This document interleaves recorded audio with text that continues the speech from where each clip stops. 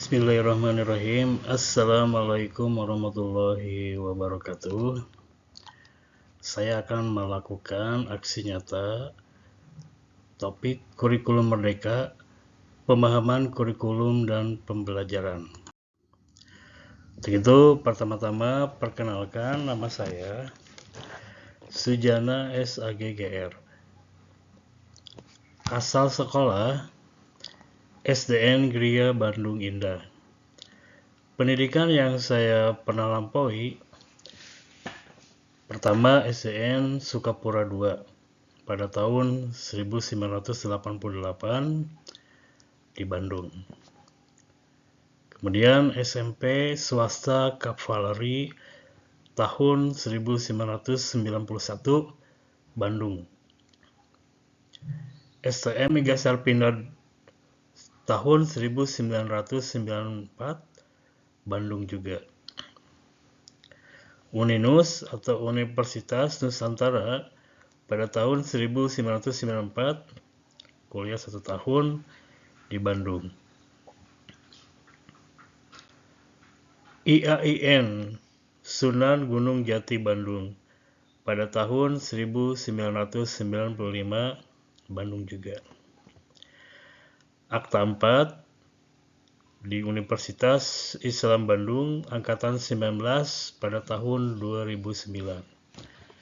Dan terakhir pendidikan di PPG dalam jabatan Prodi PAI pada tahun 2022 di UIN Sunan Gunung Jati Bandung. Itu biodata saya. Selanjutnya kita masuk ke pembahasan apa itu kurikulum dan bagaimana kaitannya dengan pembelajaran.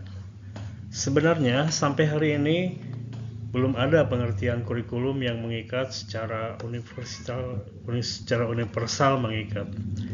Meskipun kurikulum sering dimaknai sebagai keseluruhan pengalaman belajar murid, nyatanya lebih dari sekedar itu. Kurikulum itu kompleks dan multidimensi. Kurikulum dapat dimaknai sebagai titik awal sampai titik akhir belajar murid. Kurikulum juga diibaratkan jantungnya pendidikan. Ralph Taylor dalam bukunya The Basic Principles of Curriculum mengungkapkan ada 4 komponen dalam kurikulum. 1. Tujuan, 2. Konten, 3. Metode atau cara, yang keempat adalah evaluasi. Komponen kurikulum menjadi 3 bagian. 1. Tujuan pembelajaran, konten, panduan pedagogi, dan yang ketiga panduan asesmen. Komponen di atas dapat kita gunakan dalam mendesain kurikulum dan pembelajaran berdasarkan kebutuhan murid, mulai dari kompetensi apa yang akan dimiliki murid sampai proyeksi masa depan dan bagaimana cara mewujudkan atau mencapai kompetensi tersebut. Dengan begitu, sangat jelas bahwa murid menjadi acuan atau core dari kurikulum itu sendiri. Maka, kemerdekaan murid dalam belajarlah jantung dari pengembangan kurikulum. Apa peran dan fungsi kurikulum? Kurikulum adalah salah satu komponen penting dalam sistem pendidikan nasional. Kurikulum berperan sebagai pedoman dan acuan kita dalam pembelajaran. Maka fungsi kurikulum bagi guru adalah untuk memandu dalam proses belajar murid. Peran dan fungsi kurikulum dapat kita optimalisasi dalam kerangka 1. Mewariskan nilai budaya masyarakat yang relevan dengan masa kini. Yang kedua, mengembangkan sesuatu yang dibutuhkan saat ini dan masa depan. Serta yang ketiga, menilai dan memilih sesuatu yang relevan atau kontekstual dengan sebagai kontrol sosial. Sesuai peran kita sebagai ujung tombak implementasi kurikulum dalam proses pembelajaran, kita harus tahu bahwa kurikulum nasional itu perlu disesuaikan dengan kebutuhan satuan pendidikan. Oleh sebab itu, Pengembangan kurikulum diperlukan di setiap satuan pendidikan. Kurikulum yang baik adalah kurikulum yang sesuai dengan zamannya.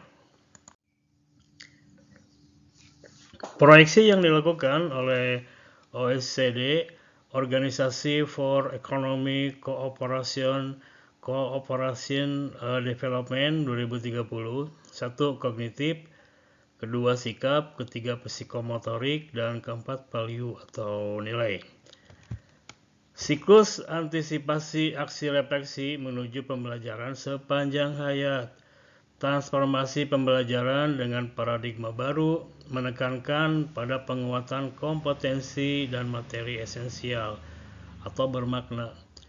Bukan banyaknya materi konten, tetapi konten materi esensial dalam pembelajaran yang dilaksanakan secara mendalam.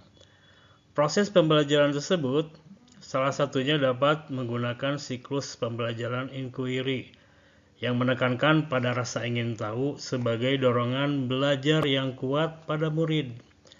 Pentingnya rasa ingin tahu murid perlu kita munculkan, kemudian digabungkan dengan obrolan atau percakapan yang menjadi bagian dari pembelajaran.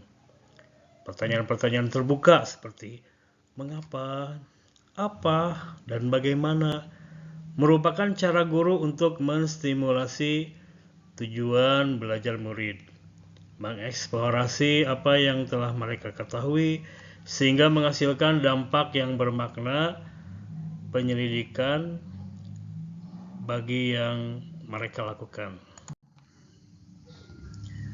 Seperti apa sih siklus pembelajaran inquiry itu? Yang pertama, menyalakan rasa ingin tahu murid perlu dilakukan agar membuat imajinasi belajar berjalan dan bekerja dalam pikirannya.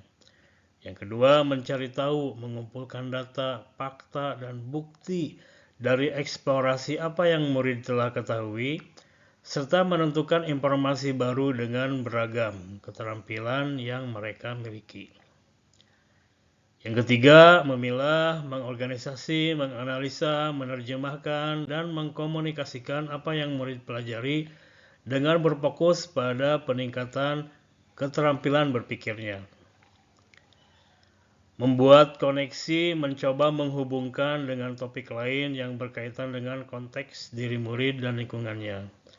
Berikutnya, menyelami, mendalami, mendorong murid mengambil makna esensi dari kegiatan belajarnya. Melalui penyelidikan, juga murid menyelami rasa ingin tahu lebih jauh dari pertanyaan-pertanyaan yang belum terjawab di diri mereka. Dan aksi atau tindakan merefleksikan apa yang telah murid pelajari dan membuat aksi nyata dari pembelajaran bermakna yang didapatkannya. Aksi ini muncul karena inovasi internal dari dalam diri murid dan transformasi pembelajaran murid berfokus pada pengembangan karakter berdasarkan nilai-nilai Pancasila untuk mewujudkan profil pelajar Pancasila melalui pembelajaran berbasis proyek. Dengan demikian diharapkan murid dapat memberikan dampak positif bagi dirinya dan lingkungannya kelak. Selamat belajar Ibu dan Bapak guru hebat. Salam dan bahagia. Pemahaman kurikulum dan pembelajaran. Mengapa kurikulum perlu diubah? Pentingnya perubahan kurikulum untuk menyesuaikan dengan kebutuhan murid dan perkembangan zaman. Isu kekinian, 1. Perubahan iklim global, yang kedua teknologi digital, ketiga industri multinasional, dan keempat transformasi budaya. Kurikulum yang baik adalah kurikulum yang sesuai dengan zamannya. Kurikulum bersifat dinamis dan terus dikembangkan atau diadaptasi sesuai konteks dan karakteristik murid demi membangun kompetensi sesuai kebutuhan mereka kini dan di masa depan. Cita-cita murid di 10 tahun lalu ingin menjadi dokter, polisi, tentara, guru. Cita-cita murid di zaman sekarang ingin menjadi ilustrator, animasi karakter kartun, menemukan software komputer, pengembangan aplikasi games, gamers, dan YouTuber.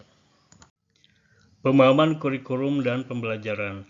Pada modul Merdeka Belajar, maksud pendidikan adalah menuntun segala kekuatan kodrat yang ada pada anak-anak agar mereka dapat mencapai keselamatan dan kebahagiaan yang setinggi-tingginya, baik sebagai manusia maupun anggota masyarakat.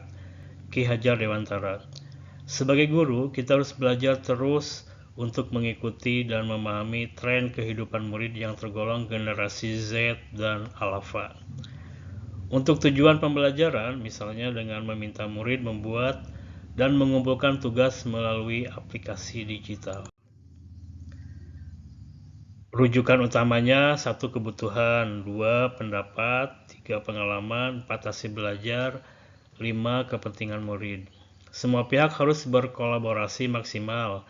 Misalnya, guru terus belajar memfasilitasi pembelajaran yang sesuai, orang tua terus memahami perkembangan dan kebutuhan murid, pemerintah daerah dan pusat, serta semua yang bergerak di bidang pendidikan juga terus mengikuti perkembangan kebutuhan murid.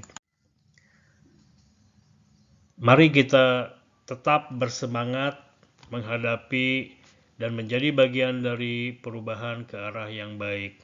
Salam bahagia, Ibu dan Bapak guru hebat. Terima kasih. Wassalamualaikum warahmatullahi wabarakatuh.